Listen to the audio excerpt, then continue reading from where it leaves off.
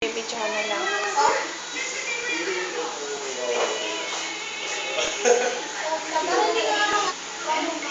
Oo, dapat magpadidinig ko. Ninenervyos ako. Oo nga, te. Baka masakit pa katawan ni Sare. Ayun, oh.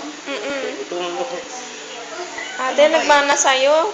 Ipasok ko ba ako, Pinamana, pinamanahan mo ata, te.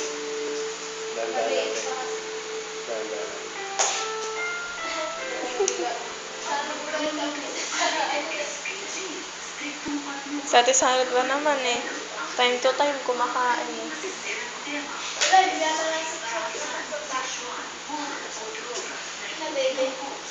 Natatakot akong isuksok sa loob eh.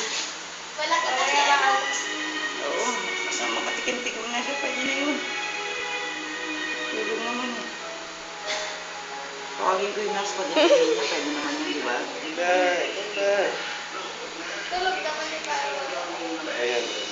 Patulugin niyo na lang. Pa-burp mo muna.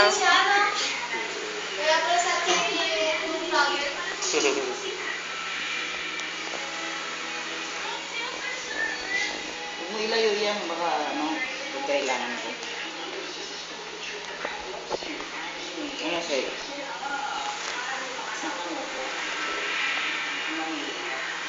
Maliit, no? Ayan, no?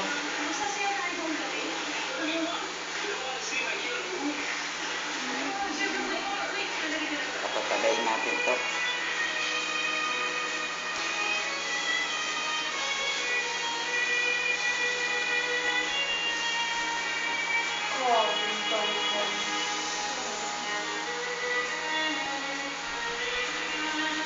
Kilay kay Saret.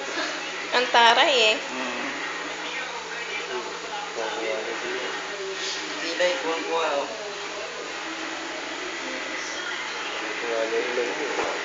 Ilong nila yan yan.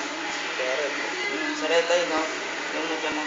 Nung Yung uso talaga na sa iyo. Sa inyong dalawa, totoo yan. tumiliit din naman to eh. Yan o, parang kahit Sari. Oo, tumitingin din siya dito. Chismosa siguro. Nakarinig ko.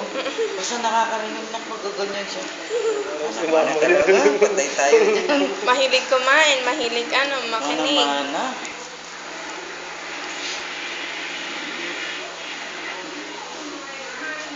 Nato, papakalay kayo na ako ng pera nito yan.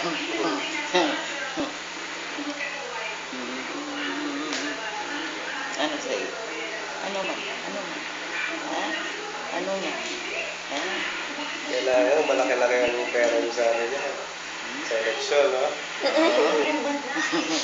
Kukunin niyo lahat ng pera nila.